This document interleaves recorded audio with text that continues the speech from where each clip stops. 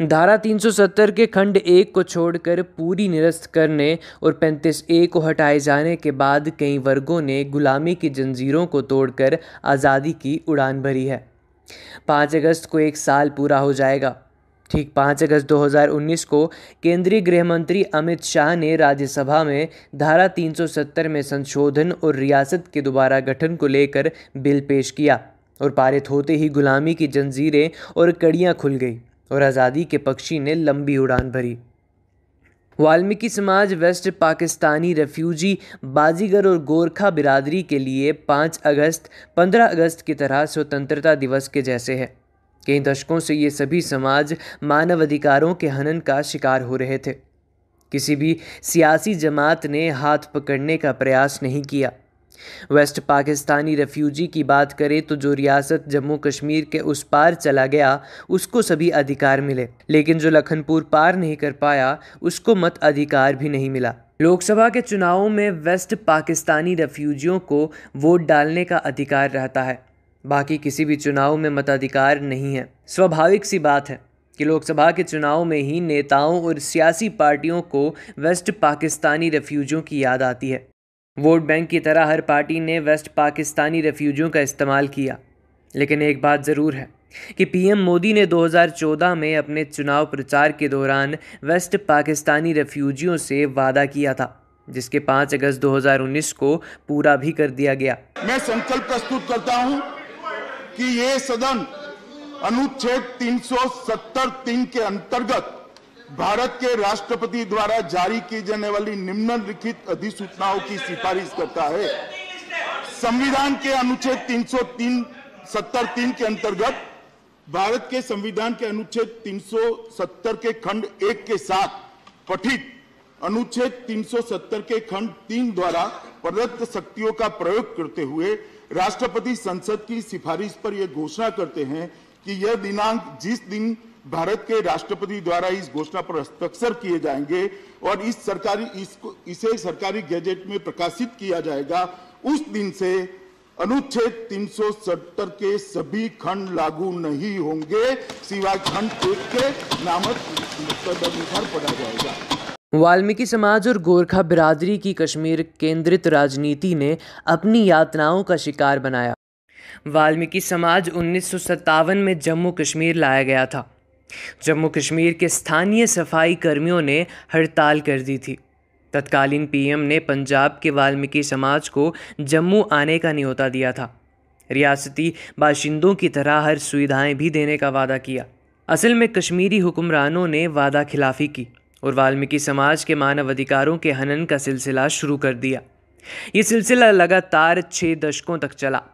5 दिसंबर 2019 को ही निजात मिली।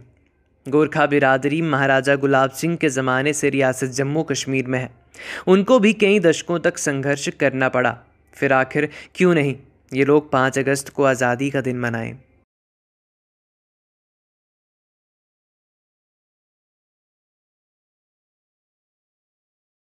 क्योंकि हमारे वहाँ पे अगर यूथ है, अगर वो एजुकेशन लेना चाहे आगे 12th के बाद, तो उसको एजुकेशन लेने का कोई हक ही नहीं है। वो कुछ कर ही नहीं सकता आगे अपनी लाइफ में। मेरे साथ भी ऐसा ही हुआ। मैंने 10th के अपने मैट्रिक्स क्लियर किया। मैंने सोचा मैं आगे कुछ करूँगी, तो बीएसएफ में फॉर्म फिल किया एज ए कांस्टेबल। तो मैंने सोचा चलो मेरा कुछ हो, अगर मेरा हो जाएगा तो आगे स्टडीज़ के कंटिन्यू करते करते मैं अपनी आगे बढ़ सकती हूँ। तो मेरा गए वहाँ पे फॉर्म भी फिल किया, सब कुछ किया। मेरा फिज़िकल टेस्ट क्लियर हो गया पूरी तरह से। फिज़िकल टेस्ट में 2nd ग्रुप में 1st नंबर पे मैं थी।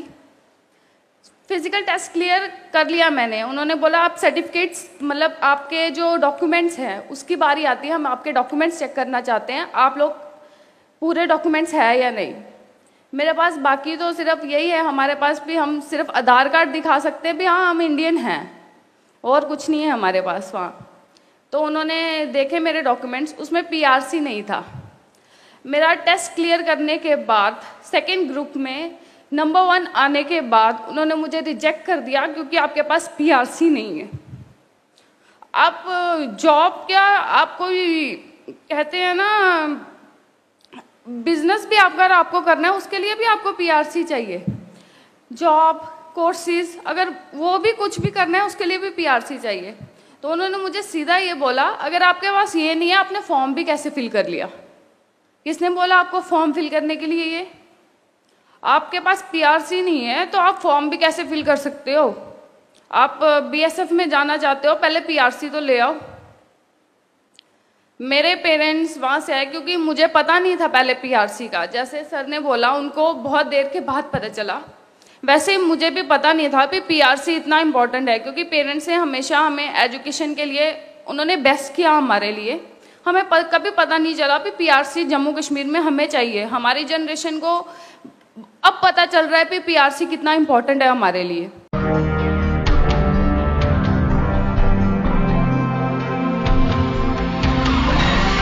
विनय जी, आपको लगता है कि अब जब इतने बड़े बड़े काम हुए हैं, आपने खुद देखा 370 में संशोधन हुआ, 35 से रिपील कर दी कि 3 तलाक पर बड़ा फैसला आया, उसके बाद मंदिर निर्माण, अब यूनिफॉर्म सिविल कोड की भी बारी है, ऐसा होना चाहिए। अब देखते चलो जी, देखते चलो।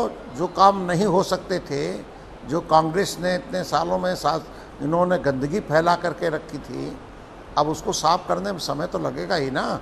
जी हाँ जी विनय जी, 370 में संशोधन हुआ, 35 से रिपील हो, उसका भी 1 साल 5 अगस्त को ही मुकम्मल होना है। क्या ये तिथि इसलिए डिसाइड की गई थी कि 2 बड़े जश्न एक ही दिन में मनाया जाए? अब देख लो क्या होता है।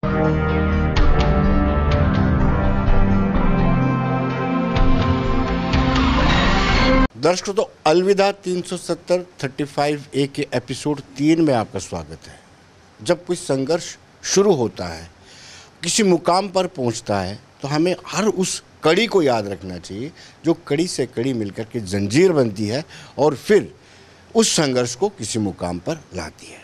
आज हम जिस जगह पे खड़े हैं वो वाल्मीकि कॉलोनी है और राधिका हमारे साथ है, जिसने सुप्रीम कोर्ट में याचिका दायर की थी इस बात को लेकर के कि 35A को रिपील किया जाना चाहिए। बदकिस्मती देखिए, हमने बहुत सारे ऐसे ह्यूमन राइट एक्टिविस्ट देखे हैं जो बार बार कर सेना को दोषी ठहराते हैं कि सेना ह्यूमन राइट वायलेशन है। लेकिन क्या ये वाल्मीकि समाज ह्यूमन राइट वायलेशन का शिकार नहीं है? ये सब सारी चीज़ें बयां करेगी राधिका। राधिका, आपका स्वागत है। और सबसे पहला प्रश्न मुझे ये लग रहा था कि आज से पहले, यानी 5 अगस्त 2019 से पहले और अब में क्या अंतर आप महसूस करती हैं? जो 5 अगस्त 2019 से पहले जो हमारे मतलब हमें हमेशा से ही आप देखा जाएगा, हमें यहाँ पे एजुकेशन के मामले में भी, क्योंकि पीआरसी हर जगह लगता था जो यहाँ का था, हमारे पास नहीं था, तो हमें हर चीज़ में अपने आप को एक रोकना पड़ता था कि हम कुछ नहीं कर सकते, फ्यूचर तो कुछ नहीं, कहीं और जॉब्स भी नहीं कर सकते थे। तो अब जब वो टूटा है तो उसके बाद ही हमें ये आगे हमें हमारा फ्यूचर अच्छा दिखेगा। राधिका, 2017 में आपकी सिलेक्शन हो चुकी थी बीएसएफ में, क्यों निकाल दिया गया? उन्होंने इसी वजह से रिजेक्ट किया क्योंकि हमारे पास यहाँ का पीआरसी होल्डर नहीं थे हम, तो पीआरसी नहीं था, तो इसलिए उन्होंने डॉक्यूमेंट्स में वो नहीं था, तो इसलिए उन्होंने निकाल दिया मुझे। कितना मायूस हुई थी? बहुत ज़्यादा, क्योंकि जब आपको पता हो कि आपने प्रूफ किया अपने आप को कि आप जाने के लायक हो और आपको बोल दे आप नहीं जा सकते, तो कैसा लगेगा? फिर आपको किसने सुझाव दिया कि आप इस चीज़ को नॉक करो कोर्ट में जाकर के 35A हमारे ह्यूमन राइट वायलेशन को प्रोटेक्ट कर नहीं रहा है, हमारे ह्यूमन राइट्स को प्रोटेक्ट नहीं कर पा रहे हैं, लगातार वायलेट हो रहे हैं? सर, ये हमारे समाज के जो भी हैं, हम जितने भी लोग हैं, जैसे हमारे प्रेसिडेंट हैं, उन्होंने और भी कुछ थे कि अब हमें लड़ना चाहिए इसके खिलाफ। तो कोर्ट में जब आपका केस चल रहा था तो किस पोजीशन पे वो पहुंचा था और क्या आपको वहाँ से जस्टिस मिला कि जस्टिस आपको पार्लियामेंट से मिला है? सर, उसका तो मुझे इतना नॉलेज नहीं, उसका आपको सर ही बता सकते हैं कि वो उन्होंने सबसे ज़्यादा देखा था, जो हमारे प्रेसिडेंट हैं। अब आपकी इस वक्त क्या क्वालिफिकेशन है और नेक्स्ट आप क्या सोच रहे हैं इसके बारे में? सर, मेरी क्वालिफिकेशन तो मैंने अपनी स्टडीज़ जो ड्रॉप की थी, अब मैं दोबारा उसको कंटिन्यू करने का सोच रही हूँ। कहाँ ड्रॉप की थी? मैंने अपनी 12th के बाद कर दी थी और फिर उसके बाद मतलब बीएसएफ के बाद मैंने जब भी रिजेक्शन आई थी उसके बाद स्टडीज़ बिल्कुल बंद कर दी थी मैंने।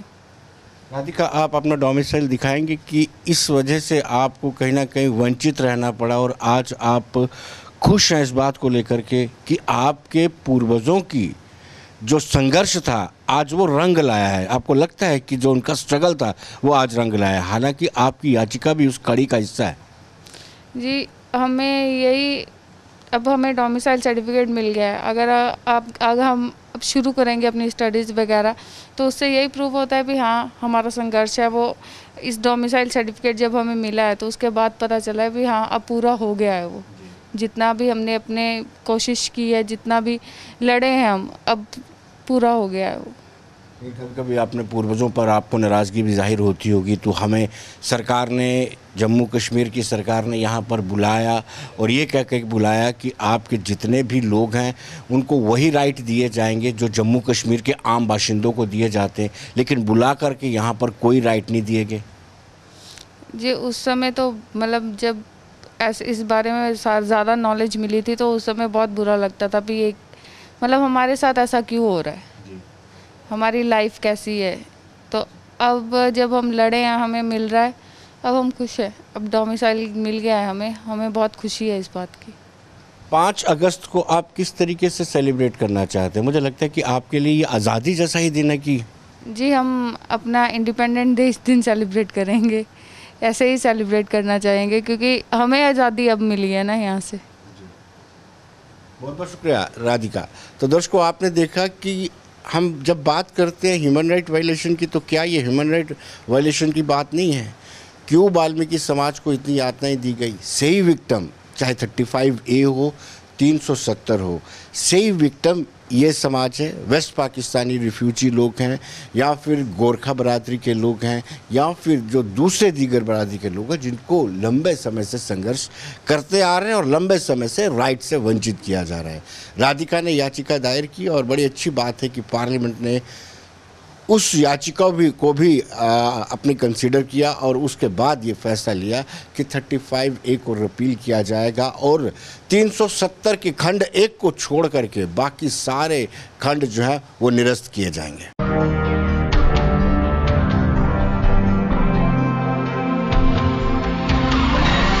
दर्शकों, वाल्मीकि समाज 5 अगस्त 2019 या 5 अगस्त को ऐसे मनाएगा जैसे आज़ादी का दिन मनाया जाता है, जिस तरीके से पूरा देशवासी 15 अगस्त को मनाते हैं।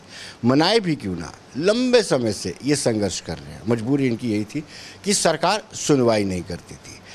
वोटिंग राइट था, लेकिन जो जीत के आते थे नुमाइंदे, वो इनकी बिल्कुल भी केयर नहीं करते थे और लगातार ये मानव अधिकारों के हनन का शिकार बनते रहे हैं। लेकिन अब इनको राहत मिली है क्योंकि उनको भी इस रियासत का बाशिंदा माना गया है और डोमिसाइल सर्टिफिकेट्स इनको जारी किया जा रहा है, जिससे उस प्रमाण पत्र से ये अपने बच्चों की शिक्षा को बच्चों को पढ़ा पाएंगे और साथ ही साथ बच्चे कंपटीशन की भावना को लेकर के अपनी तैयारी करेंगे और compete करेंगे बाकी दूसरों पे। इस वक्त हमारे साथ गारू भट्टी जी हैं जो वाल्मीकि समाज के प्रेसिडेंट हैं।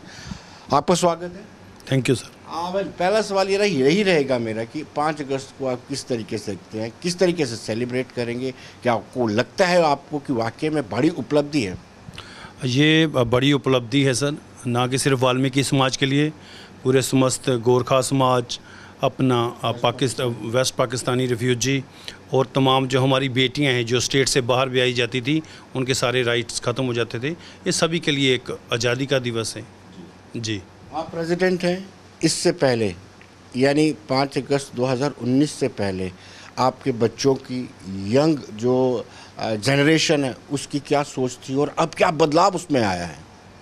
सर, बहुत ज़बरदस्त बदलाव आया है। बच्चों में एक नई शक्ति, नई उमंग, नया कॉन्फिडेंस उभरा है कि वो जो बच्चे जो पीजी करके भी सिर्फ एलिजिबल थे सिर्फ एक झाड़ू की नौकरी के लिए, जिनकी ब्रेक सिर्फ म्यूनसिपल कॉरपोरेशन तक लगती थी, वहाँ वो फिर जॉब के लिए अपना अप्लाई कर सकते थे और वही सफाई कर्मचारी बनते थे और पूरी तमाम उम्र वो वहीं पर वो गंदगी से उतरा, उनका दुर्भाग्य बन चुका था। लेकिन ये 370 और 35 से जाने से हमारे समाज में जैसे कि मैंने बोला कि नई उमंग आई है।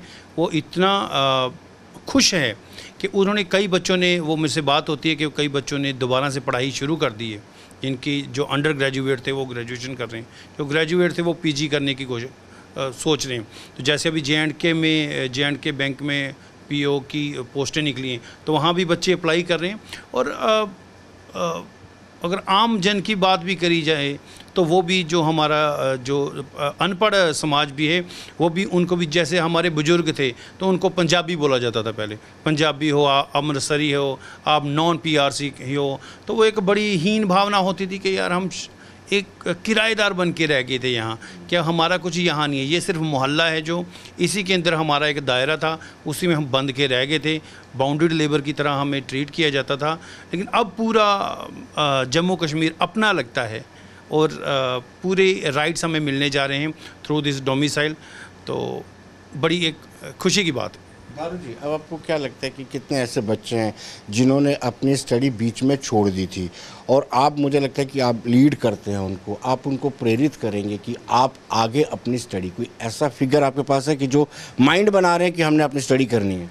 जी बिल्कुल जी, इसके लिए हम जो एजुकेशनल सेमिनार हमारे लगते हैं पूरे वाल्मीकि समाज में, हमारी एक धार्मिक संस्था है आदि धर्म समाज, वो सेमिनार लगाते हैं।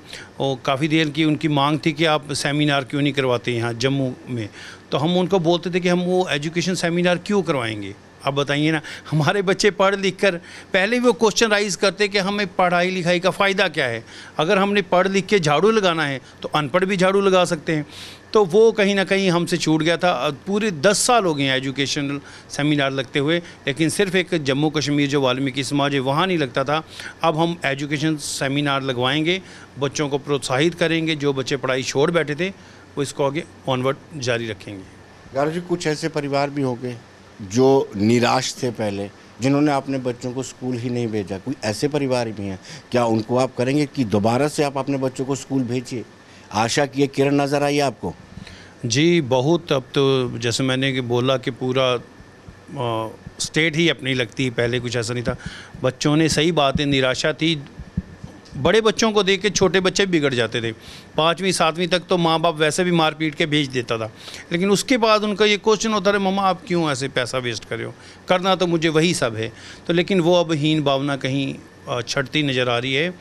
बच्चों में भी, पेरेंट्स में भी वो चीज़ है कि अब हम बच्चों को अच्छी तरह से पढ़ाएंगे, अच्छे स्कूलों में पढ़ाएंगे, वेल एजुकेट करेंगे।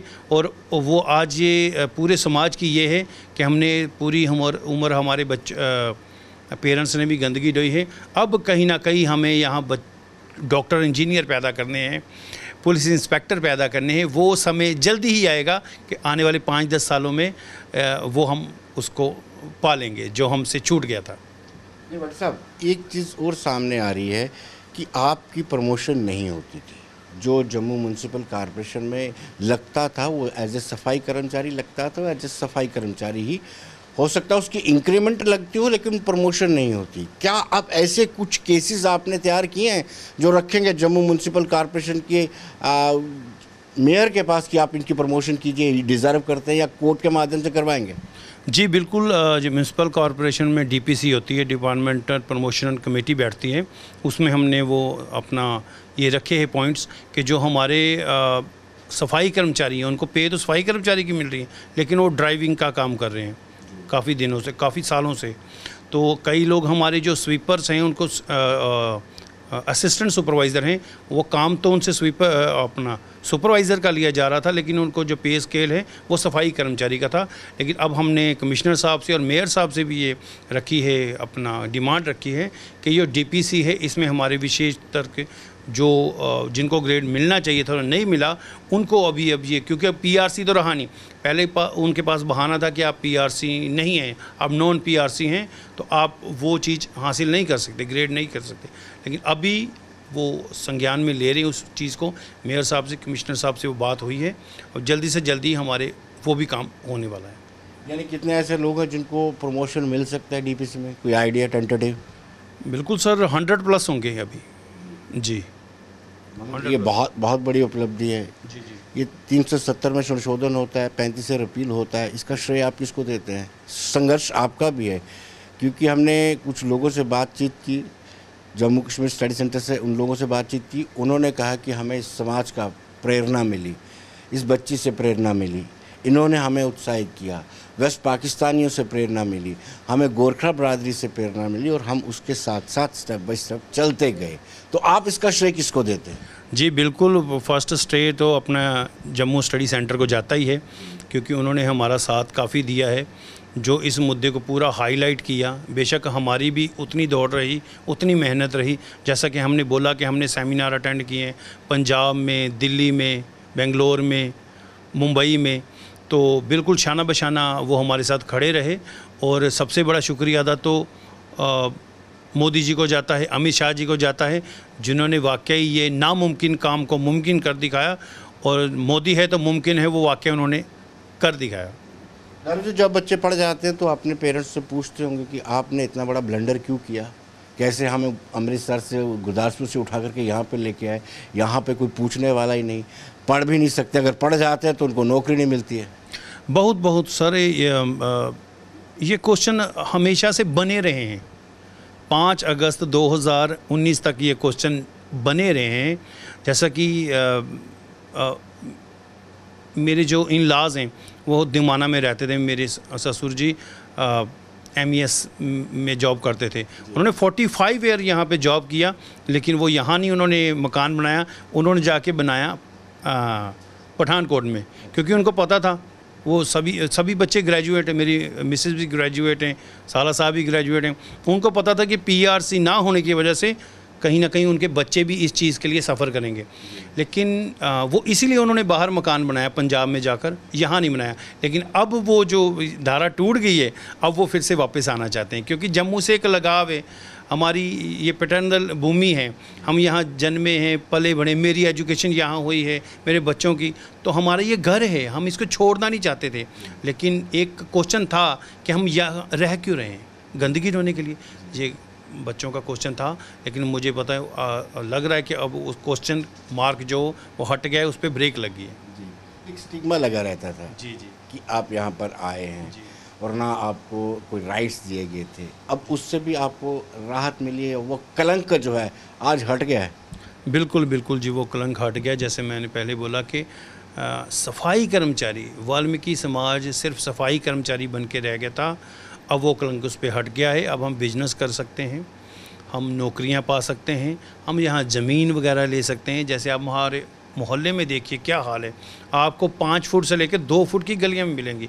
इतनी एनक्रोचमेंट हो गई थी ड्यू टू PRC की वजह से, नॉन PRC की वजह से। हम नॉन PRC से जगह ले नहीं सकते थे, तो एक बड़ा गुमशुदगी और बड़ा दबेपन में लोग रहते थे। अब उससे निजात मिलेगी। नहीं, अज्ञातवास पता नहीं कितने दशक आपने सहन किया और अब आप ज़मीन भी खरीद सकते हैं।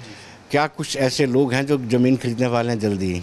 बिल्कुल सर, ज़मीनें भी खरीदने वाले हैं और हमारे लोग उच्च अधिकारी भी बनने वाले हैं और हमारे लोग पॉलिटिशियन भी बनने वाले हैं, हर फील्ड में जाने वाले हैं। आप देखिए आने वाले 5 सालों में पूरा वाल्मीकि समाज शाना बशाना, जैसे हमारे डोगरा हैं, डोगरा लोग हैं, जैसे कश्मीरी लोग हैं, वैसे हमारे जो वाल्मीकि समाज भी है, शाना बशाना उनके साथ कदम ताल करके, उनके साथ कंधे से कंधा मिला के आगे बढ़ेंगे।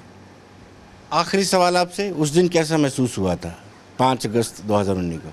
आंखों से आंसू आ गए थे सर, इमेजिन नहीं कर पा रहे थे। इतने फ़ोन्स कॉल आए, जितने भी हमारे कलीग थे, दोस्त थे, इतने फ़ोन करके बधाइयाँ दे रहे और रो पड़े हम सभी के, वाकई ये हो गया।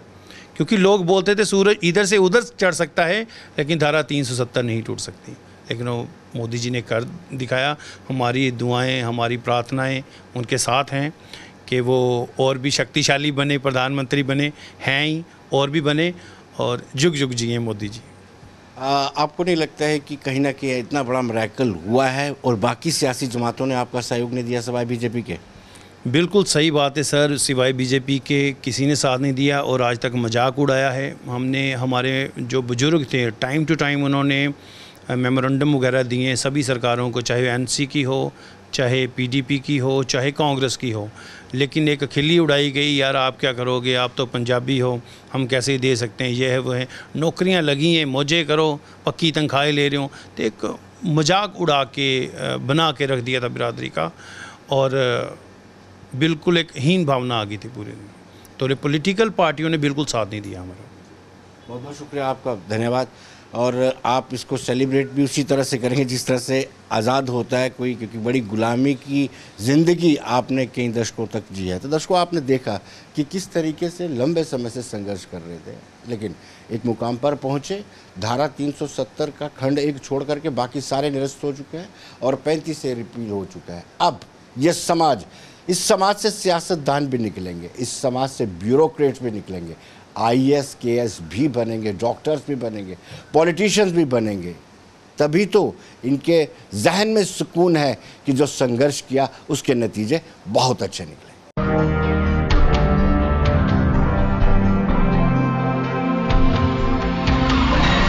दर्शकों, हमने सोचा क्यों ना इस समाज की यंग जनरेशन से बातचीत की जाए। हमारे साथ एकलव्य मौजूद हैं, पढ़े लिखे हैं, शिक्षित हैं, ग्रेजुएट हैं और नौकरी की तलाश में। आज से पहले यानी 5 अगस्त 2019 से पहले इनको उम्मीद नहीं थी कि वो नौकरी कर पाएंगे। एकलव्य, कैसा लग रहा है आज? जी, बहुत खुशी महसूस हो रही है। जिस तरह से मोदी सरकार ने ये वाल्मीकि समाज के लिए जो एक सपना था, जो सदियों मैं कहूँ दशकों से जो एक सपना ही था कि नामुमकिन सी जो बात थी, तो वो आज मुमकिन हो पाई है। तो हम इसके लिए बहुत खुशी की लहर है पूरे समाज में। आपकी यंग जनरेशन क्या सोचती है? समाज की यंग जनरेशन इस वक्त क्या सोचती है कि क्या उनके लिए बहुत बड़ा तोहफा है? जी, बहुत बड़ा तोहफा यंग जनरेशन के, क्योंकि जब भी हम पहले जॉब्स के लिए जाते थे तो सिलेक्ट हो या होना ना या नहीं होना वो तो अलग विषय था, लेकिन हम अप्लाई भी नहीं कर सकते थे। तो जैसे वैकेंसीज़ निकली हैं, चाहे वो JK बैंक की हो, चाहे वो JK SSB की हो, तो उसमें हमारे काफ़ी साथी जो हमारी यंग जनरेशन इसमें अप्लाई कर पा रही है, उनमें बहुत खुशी की लहर है। तो नेक्स्ट आप क्या कर रहे हैं इस वक्त और आपने क्या सोचा है आगे? और आप अपने जो छोटे हैं, जो बच्चे स्कूल में इसलिए नहीं जाते थे, उनको लगता था कि स्कूल में जा कर के हमने सफाई कर्मचारी ही बनना है, तो स्कूल में पढ़ कर के टाइम वेस्ट करके पैसा वेस्ट करके क्या है, उनको क्या संदेश देंगे? जी, उनको यही हम संदेश दे रहे हैं कि अब जैसे सभी रास्ते आपके लिए खुले हैं, आप कहीं पर भी जा सकते हो, चाहे आप बिज़नेस में भी जाएं, आप कहीं पे भी जाएं। तो जैसे पहले PRC मस्ट था, तो इसलिए अब कोई बाधा नहीं रही। तो आप ज़्यादा से ज़्यादा पढ़ें और अच्छे से आप आगे वेल क्वालिफाई हों, ताकि समाज के लिए आप अच्छे से सर्व कर सकें। आपकी बातचीत होती रहती है अपने एज ग्रुप के लोगों में, क्या कुछ जो लोगों ने पढ़ाई छोड़ दी थी अब वो रिजॉइन करने वाले हैं, उनको लगता है कुछ स्कोप निकला है, उनको आशा की किरण नज़र आ रही है? जी, बिल्कुल आशा की किरण नज़र आ रही है। मेरी कई दोस्तों से बात हुई है जिन्होंने अपनी स्टडीज़ ड्रॉप कर दी थी, वो फिर से शुरू कर रहे हैं। हालांकि उन्होंने काफ़ी लोगों ने तो एडमिशन तक भी ले ली है इसमें, तो काफ़ी आशा की ये किरण है। काफ़ी जो पहले से ग्रेजुएट और पोस्ट ग्रेजुएट है वो इस वक्त क्या कर रहे हैं, इन दिनों क्या कर रहे हैं? जी, वो भी तैयारी करने में जुटे हैं। जैसे कोई हमारा साथी जो डॉक्टरी करना चाहता था या किसी सिविल सर्विसेज में जाना चाहता था, तो वो इसलिए निराश था कि क्योंकि उसको कोई होप नज़र नहीं आती थी। तो इसलिए जब वो उन्हें अब नया डोमिसाइल लॉ आया है, तो उसके बाद में जो उम्मीदें जो जागी हैं, तो उसके लिए फिर से वो तैयारी करने में लग पड़े हैं। तो उनमें काफ़ी आशा की किरण। एक मामला ये भी आया था कि कोई लॉ ग्रेजुएट करना चाहता, ग्रेजुएशन करना चाहता, लॉ ग्रेजुएट बनना चाहता था, लेकिन वो बन नहीं पाया क्योंकि डोमिसाइल नहीं था उसके बाद। जी, बिल्कुल ऐसे कई मामले। मैं भी उसका एक तरह से एक एग्जांपल उदाहरण हूँ। मैं भी लॉ ही करना चाहता, लेकिन जब मुझे पता था कि जब मैं लॉ करके प्रैक्टिस करने के लिए जाऊँगा तो वहाँ मेरे के लिए PRC मस्ट हो जाएगा, तो वो फिर मैं नहीं कर पाया, मैंने बीच में ड्रॉप कर दिया था। तो अब आगे PO की तैयारी आप कर रहे हैं? जी, बिल्कुल दिन रात अब इसी में लगे हैं। जी, तो आपको क्या लगता है कि आपके समाज के लिए कितना उचित है, कितना अच्छा है जब आपके समाज से कुछ अफसर अधिकारी भी बनेंगे, आपके समाज से पॉलिटिशियंस भी बनेंगे, डॉक्टर्स इंजीनियर्स बनेंगे? जी, देखिए इसमें कोई संदेह नहीं है। बहुत अच्छा लगता है जब आपके समाज में जब आप अच्छे पढ़े लिखे वेल क्वालिफाइड निकलें, अच्छे अफसर निकलें, तो उसमें कोई कह नहीं सकती हम कितनी खुशी की बात होती है। 5 अगस्त 2019 से पहले आपके जहन में क्या था, आपके यूथ के जहन में क्या था? देखिए, एक अंधेरे भरी ज़िंदगी थी, हम कह सकते हैं। कुछ नहीं था इसमें सिवाय एक निराशा के। तो बहुत ऐसे हीन भावना थी पूरी यंग जनरेशन में।